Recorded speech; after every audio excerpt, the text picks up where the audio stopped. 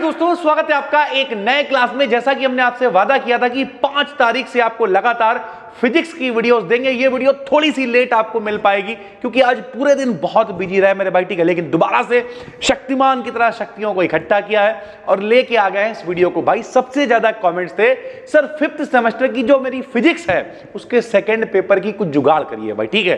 First paper का बहुत सारा कंटेंट अवेलेबल है, उसकी और वीडियोस भी आपको कल परसों में मिलेंगी। लेकिन अभी हम लोग सेकंड पेपर के कुछ शॉर्ट क्वेश्चंस की बात करने वाले हैं। ध्यान से समझो भाई, शॉर्ट क्वेश्चन इसलिए इंपॉर्टेंट हो जाते हैं कि भाई अगर ये शॉर्ट ही फंस गए 4-6 तो 10, 12, 15 नंबर ऐसे हो जाते हैं। एक हम लोगों का लॉन्ग फंस गया, एक डिटेल्ड शॉर्ट फंस गया, 50 से 55 नंबर 75 में बन जाते हैं भाई, ठीक है।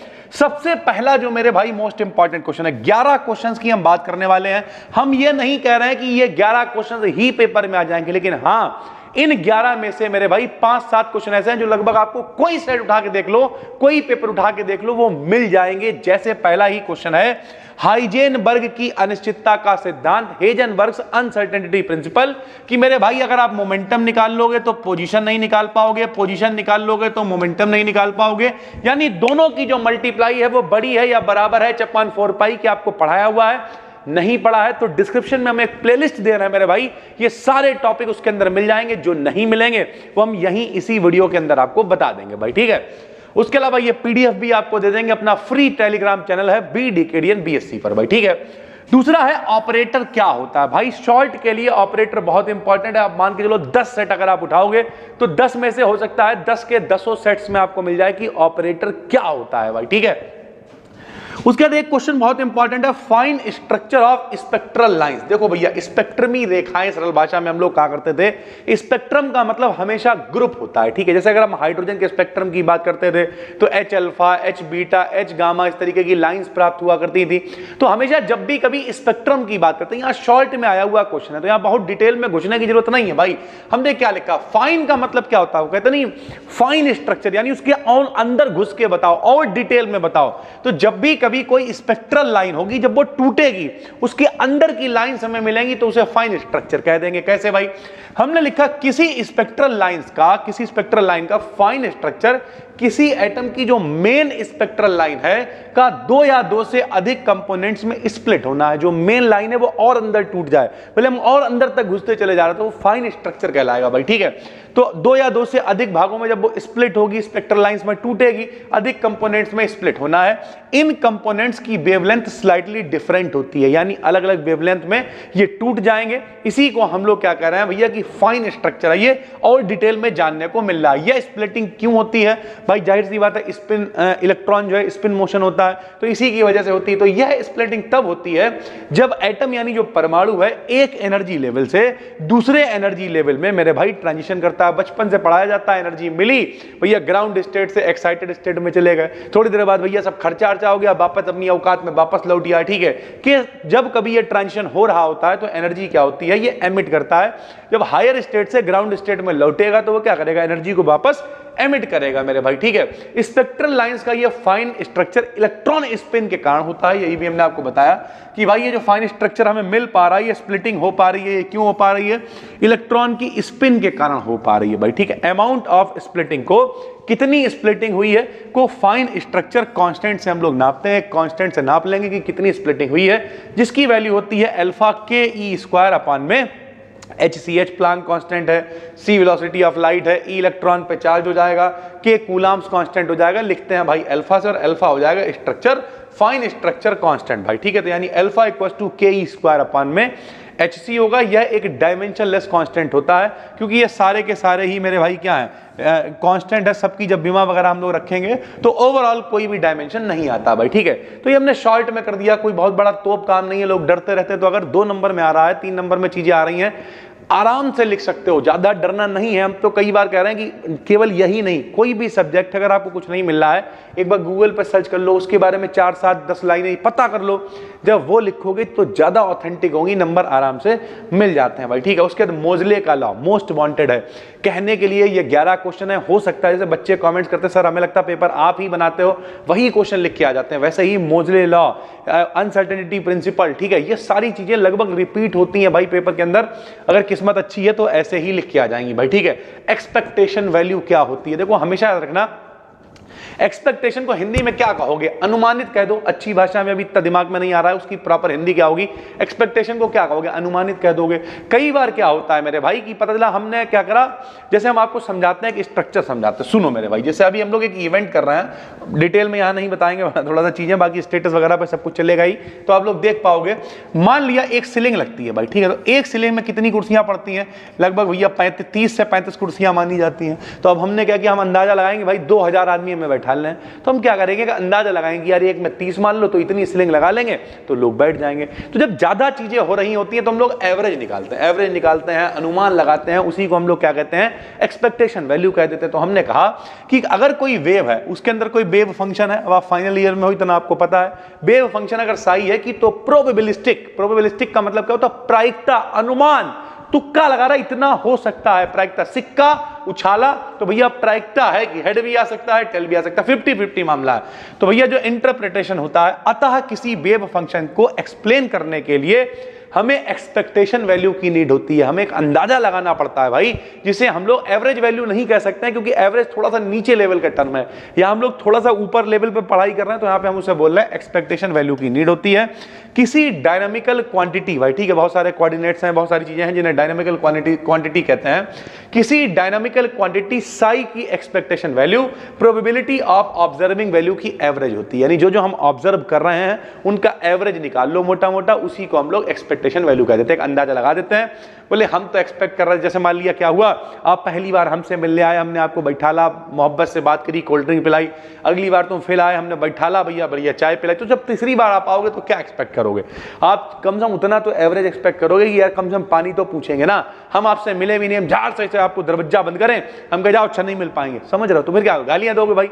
तो एक्सपेक्टेशन का मतलब एक अंदाजा तो आदमी लगाता है कि यार इतना तो एवरेज मिलेगा ही, चलते हैं भाई, ठीक है, सीधी सी बात है। तो इस तरीके से जो जो चीजें आप ऑब्जर्व करते हो उसका जब हम लोग एवरेज वैल्यू निकालते हैं उसी को एक्सपेक्टेशन वैल्यू कह देते हैं।